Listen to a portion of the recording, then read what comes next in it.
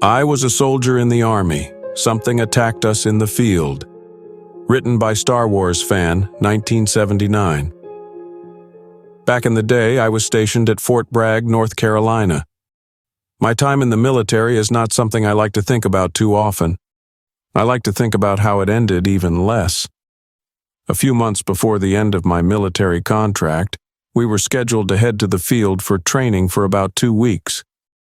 For those not familiar with what the field is, it's basically 2 weeks of weapons, tactics, and equipment training at a designated spot picked out by command. A lot of soldiers don't like the field since you're cut off from all commodities like cell phones, bars, and most importantly, showers. I personally enjoyed the experience in the past and enjoyed the training with my battle buddies.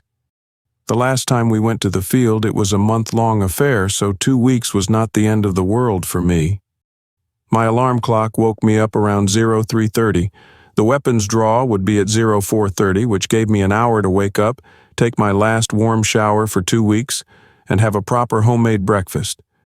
Living in the barracks had its perks sometimes, and being within walking distance of the company was convenient on days like these. When I got to the company, a group of soldiers was already sitting around, barely awake, some downright asleep, and others chugging down energy drinks as both their breakfast and to stay awake. I felt completely out of place here as I was in my 20s, considered a fossil in the military. Most of the other soldiers in my platoon weren't old enough to smoke, not that the laws stopped them. We lined up to sign out our weapons and blanks for our training. Most of us carried both M4s and M17s into the field. I pitied the M249 gunners having to carry those heavy bitches around. Once everyone had arrived, gotten their shit and geared up, it was around 05:45. We horseshoed around our platoon leader, who gave us a simple mission brief. Just follow my truck and keep your distance just like you learned in training for potential IEDs on the road. Gunners, let me catch you not covering your sectors of fire and I'm going to smoke the shit out of you once we get to our training area. Everyone got to their respective Humvees and were ready to roll out by 0600. With my luck, I ended up being the driver on Humvee 01, where our fearless platoon leader decided to ride shotgun with. It took us about an hour of driving until we reached the training site. The spot was far away from base, heavily wooded area, where we would make our home for the next 2 weeks. We parked the Humvees in a large open field and spent the next several hours setting up tents where leadership would hang out and give classes in.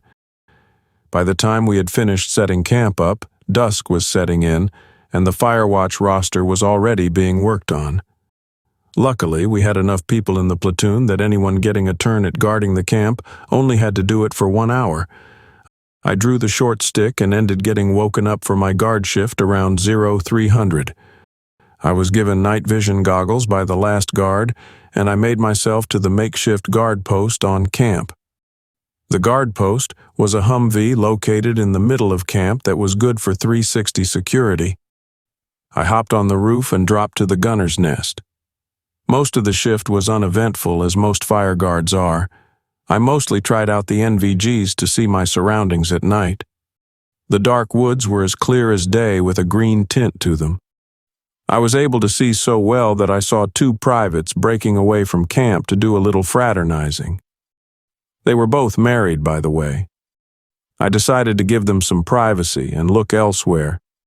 And as I did, I noticed something creepy. I was barely hanging on to consciousness when I spotted something in the woods. Directly in front of our camp, maybe 100 meters away, there was a figure by the tree line. From where I was, it looked like a man was observing me. No way he could make out much in the dark from such a distance away, but I felt like he was staring right into my soul. My wristwatch alarm went off, and I almost shit my pants. By the time I looked away to turn my alarm off, the figure in the woods was gone. I didn't dwell on it too much as I was extremely tired, and my eyes were probably playing a trick on me. I left to wake up the next guard per the roster, and I slept inside my Humvee in case my eyes weren't deceiving me. Wake up was around 0800, and after chow, it was time for our first class in land nav. Luckily, no lieutenants would be in charge of any maps.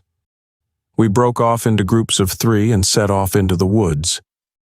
We received various coordinates we would have to travel to in the woods, where probably some sort of item would be waiting for us. The woods were untouched in most of the area we traveled through, which meant we had to keep an eye out for uneven terrain and venomous snakes. A few miles into our hike, we reached our first coordinate location where a lone cone was waiting for us in the middle of the woods. On it was a photo of a young soldier with only first and last name to identify him. I decided to pull out my cell phone and take a picture so we had evidence we made it to each and every coordinate. Before we knew it, we had hiked half a day in those woods, and by the time we had made it to our last coordinate, the sun was beginning to set. We better start heading back before it gets dark. I don't want to be lost in these woods, I said while taking out my flashlight to light the way when night fell. We had started making our way back to camp when, not 10 minutes in, night had engulfed the woods.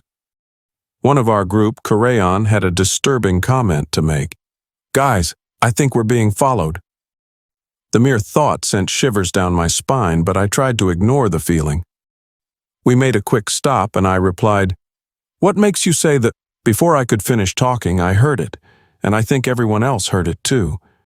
Somewhere away from us, maybe 30 meters in the direction we had just come from, was the sound of leaves and grass being crushed by something walking on them.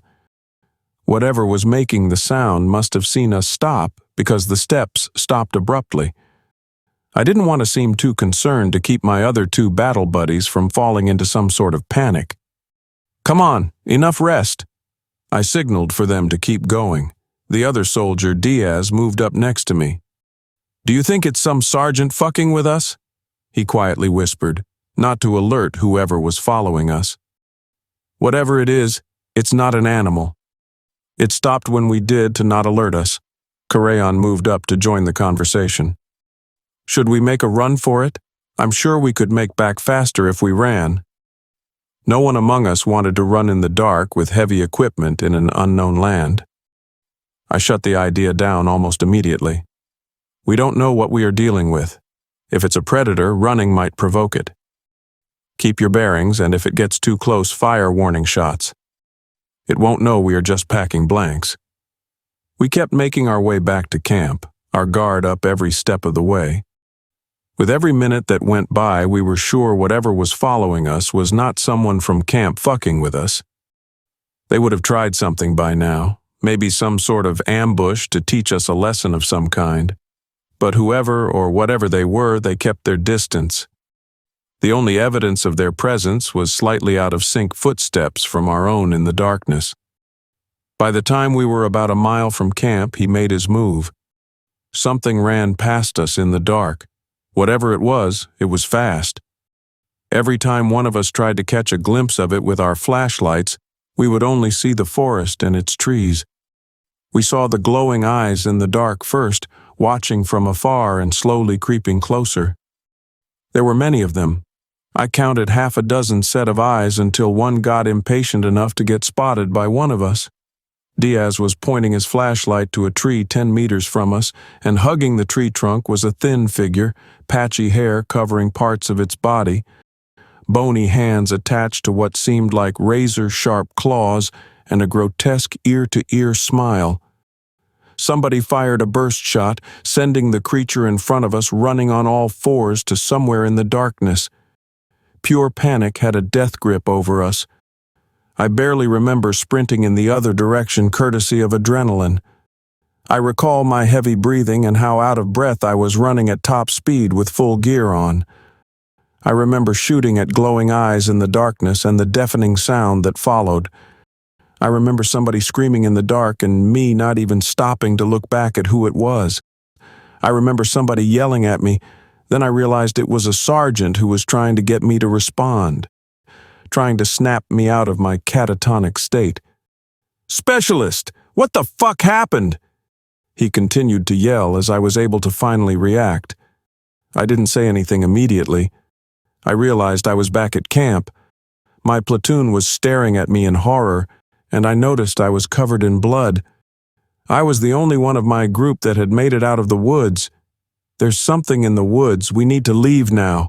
I instinctively pointed my M4 back at where I had come from, remembering the futileness of it as I was firing blanks. Suddenly, I found myself being tackled to the ground and restrained by multiple soldiers who disarmed me and knocked me out. Turns out coming out of the woods all bloodied up and missing 2 battle buddies did not inspire confidence in my word. When I came to, I was inside one of the tents that were being used by leadership as a makeshift prison for me. My hands and legs were tied up with zip ties, and there were 2 guards watching me who immediately told our platoon leader I was awake. When he walked into the tent, he was in full Vietnam mode, and I knew I was in for some torture. To my surprise, he just grabbed a chair and sat in front of me. "I'm only going to ask this once. Where are the bodies of Diaz and Correon? I promise you, if you answer anything else than an exact location, you're going to have a very bad day, soldier. We have a search party out in the woods right now, and your cooperation could make this move faster." I was in complete shock. He didn't believe it yet, but he had just sent another group of soldiers to their deaths unnecessarily. "You got to call them back here. They don't know what's out there." My platoon leader decked me across the face, then proceeded to kick my ribs while I was on the ground. When he was finished, the only thing I asked was for him to check on the group to see that I wasn't lying. He seemed to consider beating me some more before he reached into one of his pant pockets and retried a walkie. "LT, this is Platoon Daddy, come in." The static and zero reply was deafening. "I told you, there's something in the woods and you just sent those men to die." He kept trying the radio a few more times until both of us were able to hear faint gunfire in the distance. The platoon sergeant ran out of the tent and I was left bleeding where I was. They had taken my bulletproof vest off and searched me while I was unconscious.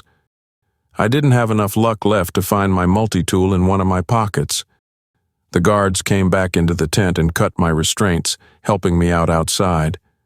Everyone was in defensive positions around the camp, no doubt under some foolish belief that they could take whatever was coming for us. I heard a deafening sound and realized soldiers were shooting at something in the dark. The guards that were dragging me across camp suddenly dumped me next to an equipment tent and ran off to join whatever commotion was happening. The tent had equipment meant for troop training, and I immediately recognized the box where they had stored the NVGs. I quickly grabbed one and turned it on to see what the hell was going on outside. Soldiers were being attacked by the same creatures that attacked my group in the woods. Again, I could make up 6 creatures cutting through an entire platoon of good friends. I used the NVGs to low-crawl across camp and avoid the creatures' attention. My plan was to get to a Humvee and potentially make it back to base with some luck. I tried to ignore the screams of terror around me after the gunfire died down. When I managed to crawl to the nearest truck, I saw the reason for the screams around me. 2 creatures were holding a soldier down, one by his arms, another by his legs, while 2 others were digging into his belly and eating his intestines. The soldier, who thanks to the night vision, I could tell was our platoon leader, was screaming in terror as they ate him alive. Once his screams died down like he had gone to sleep, the 2 creatures holding him down pulled on his limbs, ripping them clean off. I managed to get to a Humvee undetected. Luckily, we don't keep them closed and no keys are needed to turn them on. I gently and quietly opened the door and flipped the switch to turn the Humvee on. It roared as loudly as an 18-wheeler, and when the lights came up, a group of those creatures were dining on another soldier 10 feet in front of me. The soldier actually reached a hand out for help before finally succumbing. I shifted the stick to drive and was ready to run the fuckers over when I noticed light tapping on my window. One of those things was standing outside, lightly tapping the window glass with its bloody claws and smiling maniacally at me with its blood-stained mouth. I floored it. I drove over the creatures in my way and drove for miles until I managed to reach the military base, where I was promptly arrested and thrown in the brig for a while. After what I guess was their investigation into my version of events, I was released from imprisonment and medically discharged from service. I used the pension that the government gave me to move as far away as I could from those woods in North Carolina.